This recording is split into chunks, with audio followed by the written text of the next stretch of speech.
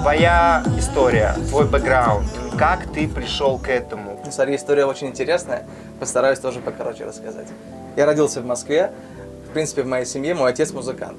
И от этого как-то все пошло. Еще в детстве, когда он играл на фортепиано дома, я слушал, у меня уже были какие-то задатки. Я четко ловил ритм, мог там потом продолжить играть за ним, хотя сам вот еще даже толком не умел разговаривать. После этого пошел в музыкалку. Музыкалку не закончил, потому что было скучно, на тот момент, по крайней мере. Потом в школе играл в музыкальной группе. Как-то все так перерасталось. В музыкалке учился на фортепиано, в школе научился играть на гитаре, на бас-гитаре, основы барабанов, начинал петь. Где-то в возрасте 13 лет я перестал заниматься музыкой, потому что как-то пропал интерес, не знаю почему, просто. И очень такой интересный факт, так скажем. Мою жизнь на самом деле спас железный человек. Вы меня рассмешили. Тони Старк. Как это связано? Это реально для меня какой-то супергерой получается. Я был в деревне, отдыхал летом, в принципе, просто отдыхал, жил беззаботной жизнью. И вот в самом начале фильма «Железный человек» играет AC/DC «Back in Black». Я слушаю, думаю, классная песня. У меня уже были навыки игры на гитаре. Думаю, приеду в Москву, 100% ее выучу, научусь играть. Приехал в Москву, песня за песней, аккорды за аккордами, и так понеслось. Больше интересов музыкальных, отдалился от старой жизни, там были и плохие моменты, и, в общем-то, прям погрузился в музыкальную атмосферу, в музыкальную жизнь. Поэтому, так сказать, Тони Старк, Железный человек, меня вытащил в то, кем я сегодня являюсь. Это здорово. Ты Да. можешь рассказать о плохих моментах, что у тебя было? Плохие моменты?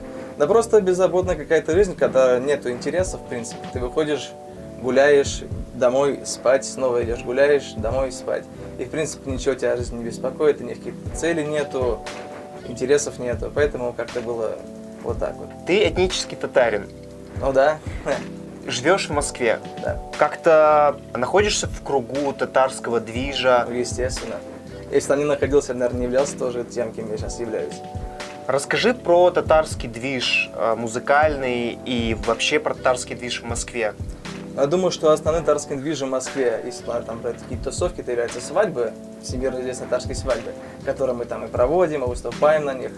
Но татарские свадьбы это прям вот просто отдельный разговор, о котором все татары знают и очень трепетно к этому относятся.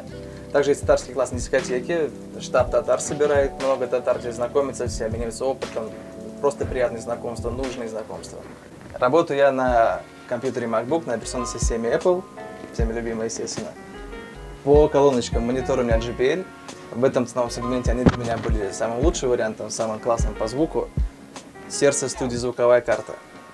Звуковая карта Antelope Audio Zen Go, буквально недавно приобрел, стоит нормальных денег таких.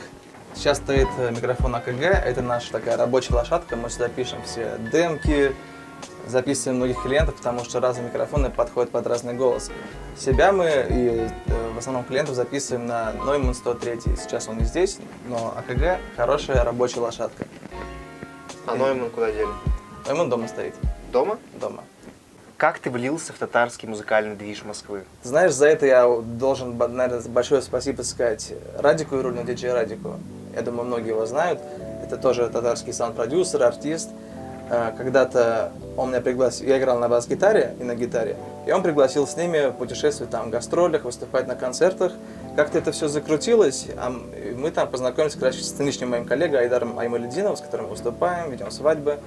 И мы с Айдаром начинали петь, но Айдар играл на баяне, а я играл на бас-гитаре у Радика Сайрата. И как-то что-то начал задумываться, чтобы написать свой трек. У Радика была своя студия, в которой работал тогда Ильмир Азгамов, уже столько имен просто. Ильмир Азгамов это тоже очень известный татарский саунд-продюсер, живет в Казани. Я говорю, Ильмир, давай сделаем трек. Он говорит, без проблем, все, сели, у Радика в студии сели, начали писать трек. Я сижу, понимаю, что в принципе-то я все понимаю, там в аранжировке, в сведении что-то. И понимаю, почему, я должен за это платить, если я могу сделать это сам. Тем более лучше, чем сам, никто себе не сделает. Я что-то начал интересоваться. Это, да, важная мысль, ребята. Начал интересоваться просто день за днем, ночь за ночью, напролет. Просто сидел в компьютере, не вылезая, изучал всякие звуки, приемы. И вот так вот пришел к тому, кем я сейчас являюсь. А у тебя сейчас есть какое-то конкретное занятие? Чем ты занимаешься? Музыкой? Ты саунд-продюсер, Да. ты артист. Да. Что ты еще делаешь? В свободное время я люблю ходить на тренировки в зал, играть в баскетбол, обожаю. Ну, конечно, проводить время с друзьями. Наверное, большинство людей, с кем я общался, и кто знает тебя, то есть наши общие знакомые, именно тебя называли, выделяли как самого главного татарского саунд-продюсера Москвы. Спасибо. Можешь как-то это прокомментировать? Ну, наверное, да, ну, конечно, могу. Во-первых, в татарской Москве очень мало студий, буквально единицы. Возможно, ну да, прям единицы. И поскольку я молодой и современный, не хочу остальных обижать, друзья, коллеги, не обижайтесь, пожалуйста. Все приходят записываться ко мне, потому что слышат современное качественное звучание и современное отношение к этому. Сколько стоит записать трек у тебя? Знаешь, вот люди пишут: здравствуйте, там, Камиль, хочу записать песню. Сколько стоит? Голова здесь просто может разлететься на 10 частей. Можно прийти со своей минусовкой и записать только вокал. Можно сделать минусовку, потом еще плюс записать вокал. Можно написать текст, я текст, если что, не пишу, просто написать текст, написать минусовку, написать вокал. Написать мотив еще можно. И, то есть трек под ключ или просто вокал. Это все разные цены, поэтому об этом говорить очень долго. Сколько стоит? Смотря что.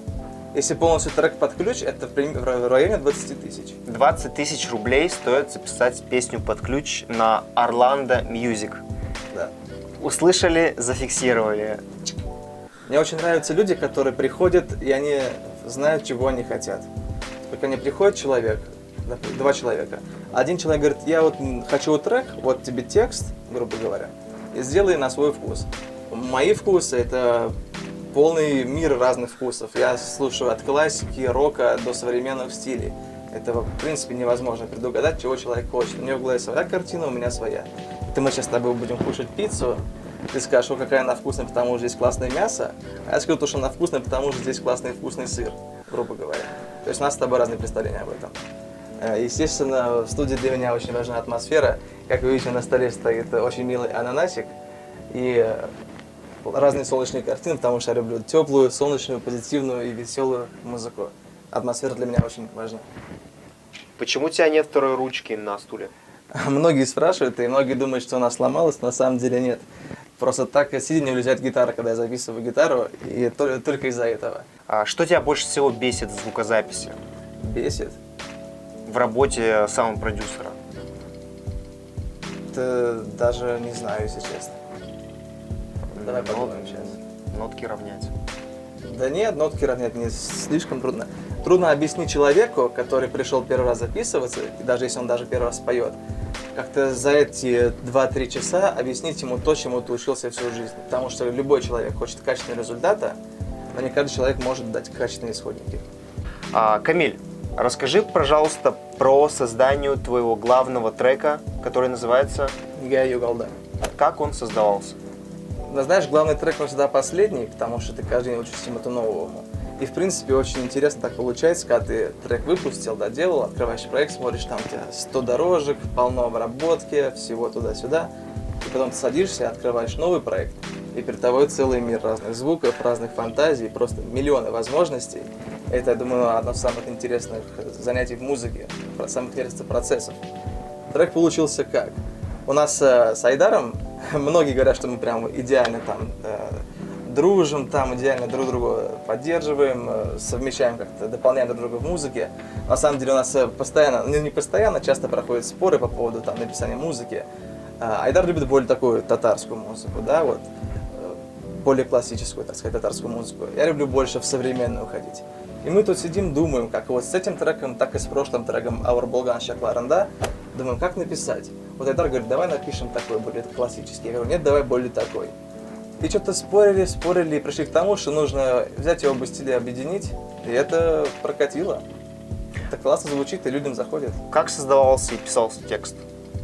Текст мы оба не пишем, мы только его потом корректируем. Обычно текст заказываем, нам присылают текст, мы уже подгоняем его под мотив, под нужные строчки. Ну, по-любому текст приходится корректировать.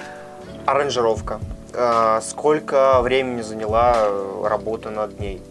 Именно в этом треке, может быть, в районе, если прям все это работает, то в районе недели, наверное. Может быть, побольше. Всегда по-разному. Бывает, аранжировка может вот так за день случиться, как повезет вдохновению. так и может длиться там какое-то количество полгода. Вот сейчас у меня есть проекты, которые уже пишутся полгода, потому что никак не переходит вдохновение на них. Всегда по-разному. Сведение, мастеринг вы делаете здесь. Да. А сколько заняло времени у вас над тем, чтобы сделать сведение и мастеринг? Тоже в районе недели все. То есть, условно, на хороший трек уходит 2-3 недели. Если все идет хорошо. 2 недельки. И хит как на ладони. Качайте этот трек на всех музыкальных площадках, он есть. Покупайте, поддерживайте Орландо Мьюзик и Айдара. Ты что-то хочешь обновить, может, сейчас по оборудованию? Всегда всего мало. Конечно, хочется более качественное оборудование, более дорогое. Но суть как раз таки в том, что оно более дорогое, на него нужно, конечно, заработать. Вот у тебя JBL колонки, они мониторные, чем они от компьютерных отличаются? Для наших юных зрителей, чтобы они понимали. Но студийные мониторы — это на то они студийные мониторы. Качество звука, объем звука. Каждая мелочь, каждая козюлечка, каждый скрип слышен в них, и это как раз таки способствует качественному написанию музыки. Человек приходит, записывает вокал у тебя, потом ты при нем это все делаешь? Или он уходит и через какое-то время ему скидываешь? Смотри, первый раз человек приходит, мы с ним общаемся. Мне нужно понять, какой человек по своей философии. Сколько денег у него? Нет, ну про деньги знает заранее, уже так бы он не пришел, наверное. Мы с ним общаемся, обсуждаем, смотрим референсные треки. Референсные треки — это когда у человека хочет для примера взять какой-то отдельный трек, известный уже. Обсуждаем, решаем, какие инструменты будут в треке. Может быть, он чего-то там хочет, может быть, чего-то не хочет, например.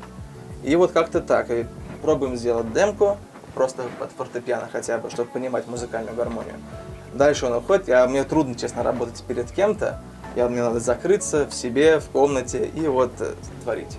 Дальше доделываю аранжировку, делаю демо-аранжировки, там минуты-полторы, отсылаю человеку демо, если его демо устраивает, допиливаем аранжировку до конца, дальше он приходит на запись вокала, сводим вокал, аранжировку, все.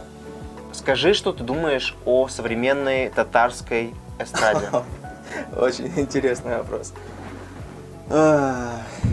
Значит, мне очень нравятся те артисты, которые реально артисты. Очень много сейчас в татарской эстраде артистов, которые купили текст, купили аранжировку, купили мотив, купили запись.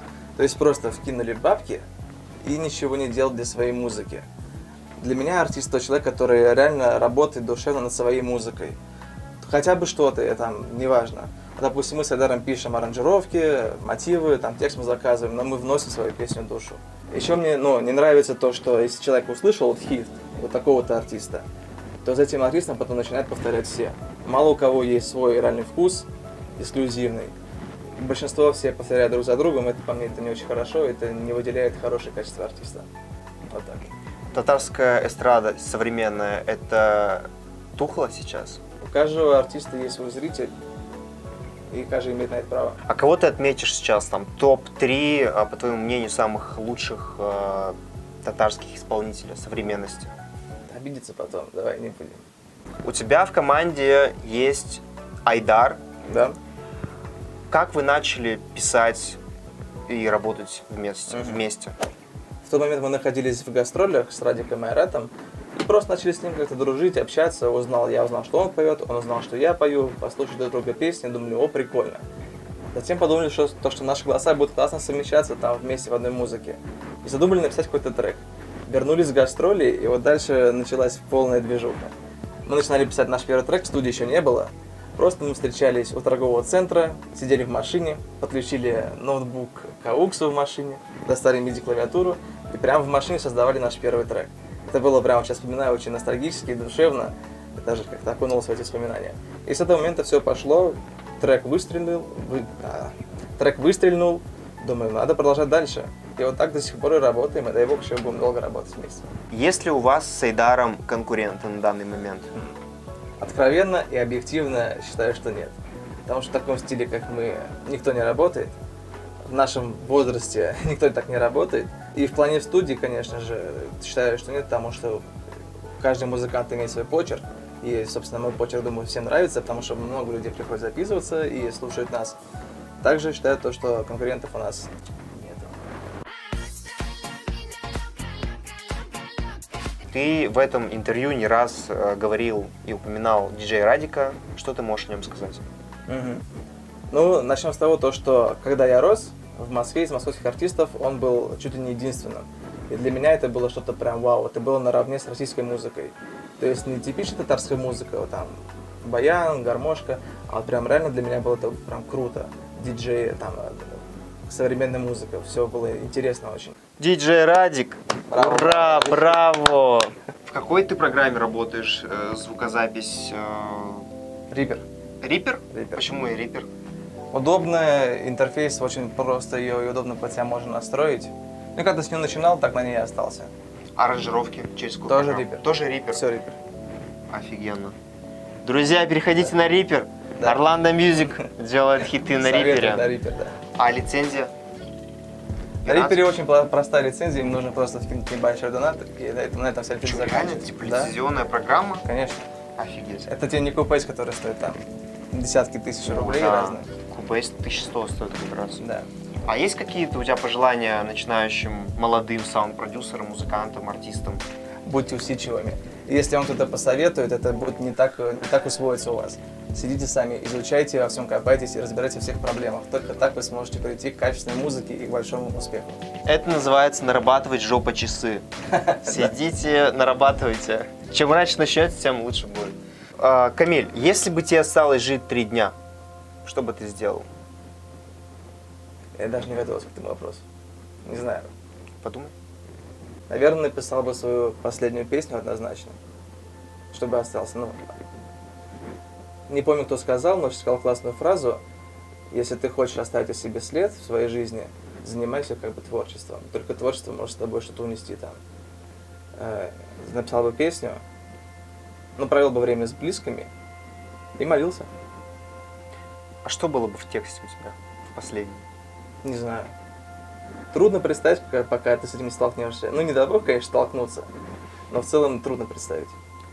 Что ты готов сделать ради любимого человека? Я думаю, что все. Опять-таки, с этим не узнаешь, пока не столкнешься. Но думаю, что все. Есть ли что-то такое, что ты хотел бы разыграть среди наших подписчиков, нашей аудитории?